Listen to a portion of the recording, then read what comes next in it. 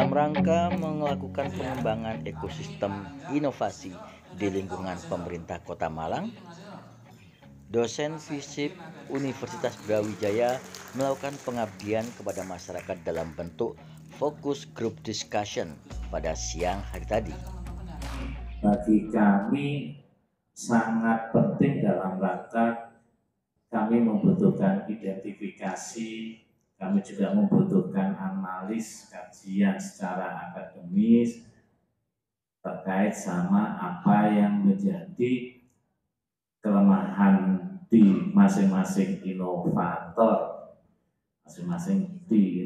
kelemahannya apa, kemudian analisa terhadap identifikasi kekuatannya, kemudian peluangnya maupun ancamannya. Tapi intinya hasil analisa SWOT ini memang kami sangat membutuhkan dalam rangka kami yang juga akan menyempurnakan sebuah kebijakan yang bagi pemerintah daerah, bagi Pak Wali Kota itu cukup penting, Pak. Jadi memang ini FGD ini sangat strategis dalam rangka kami juga akan melaksanakan penguatan atas kebijakan pemerintah daerah dalam rangka penyelenggaraan pemerintahan dan pelayanan publik.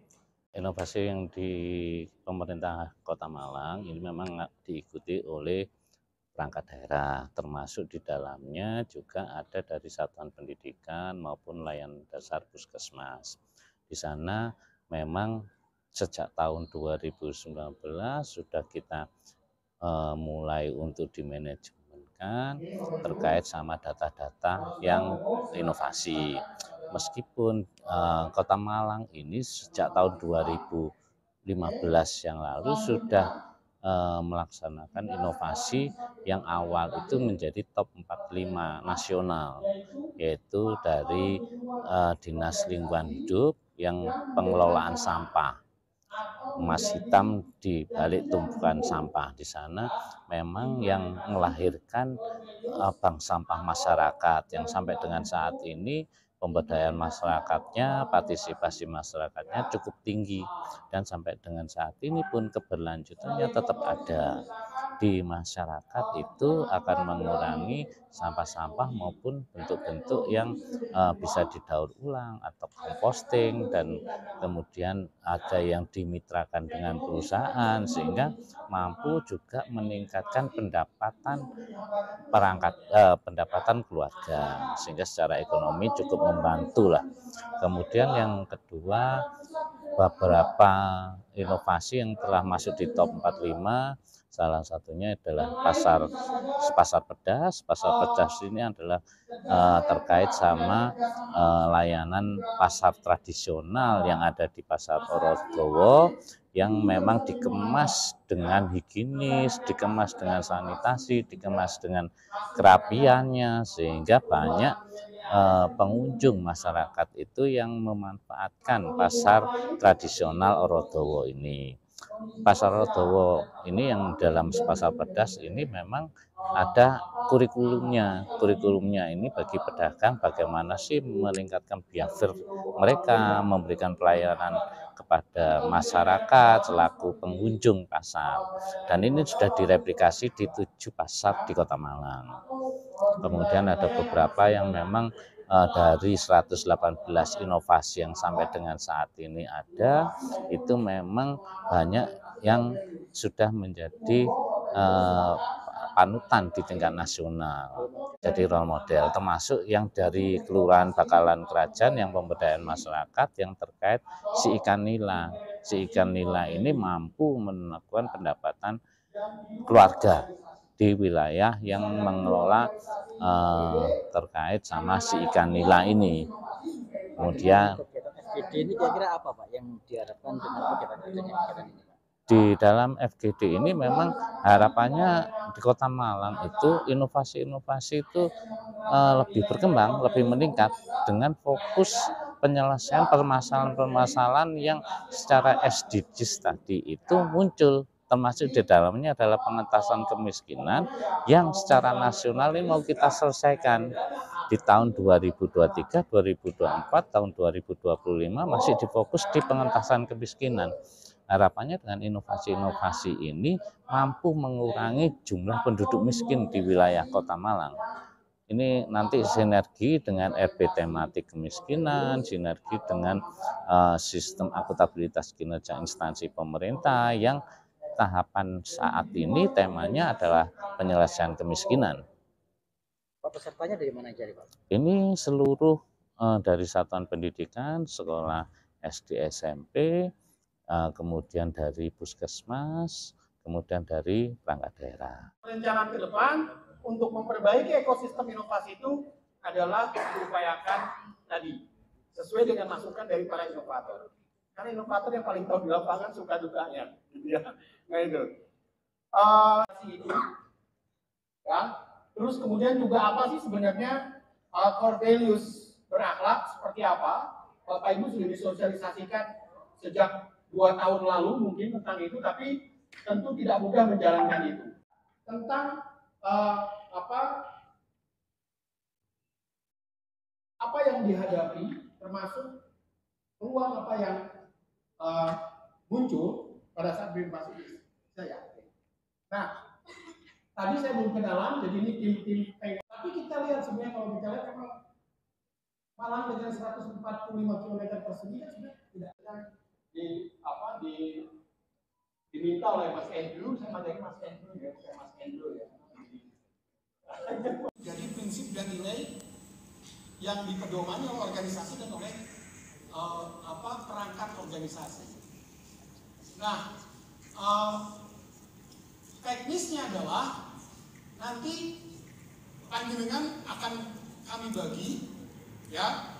Ada yang fokus kepada kelompok ekosistem inovasi dan kelompok implementasi core values ASN berakhlak.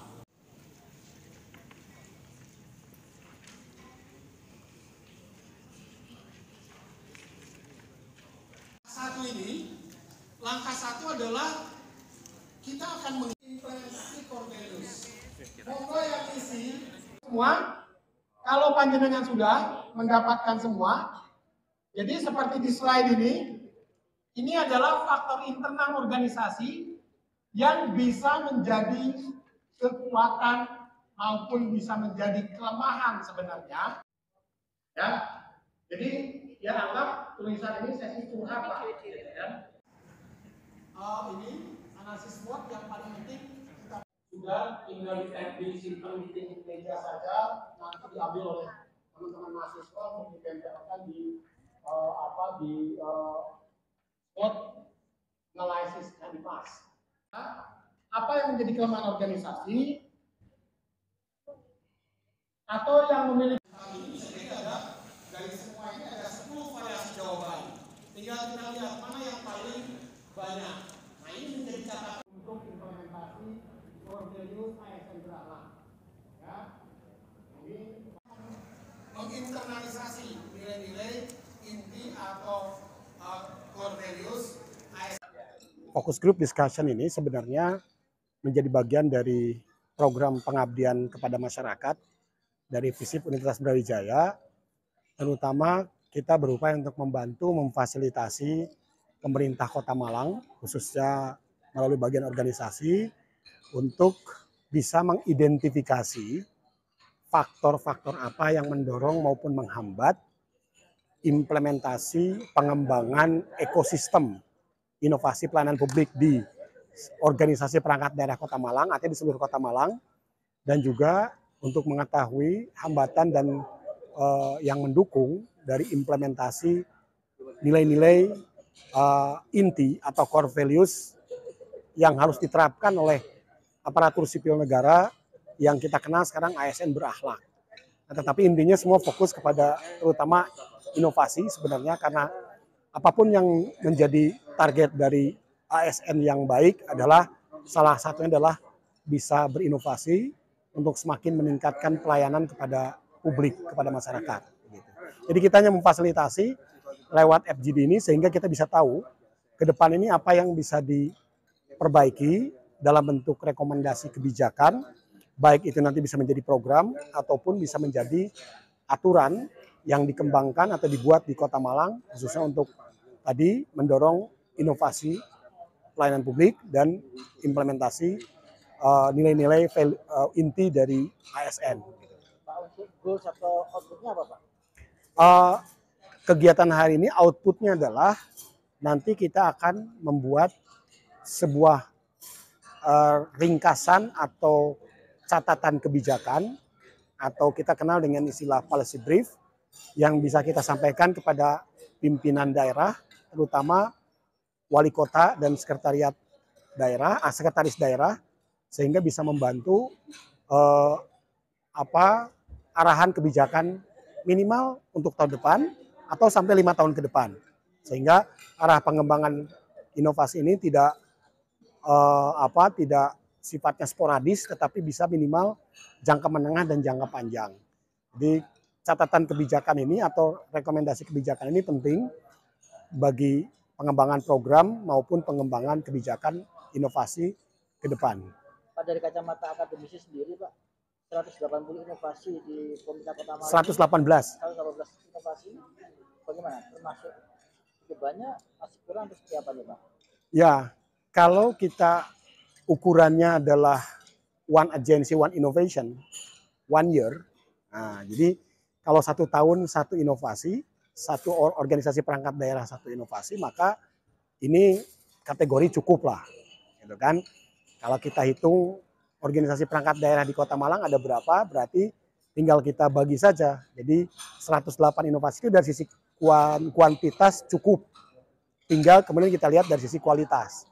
Kualitas itu bisa diukur dari apa? Dari nilai kemanfaatannya kepada masyarakat.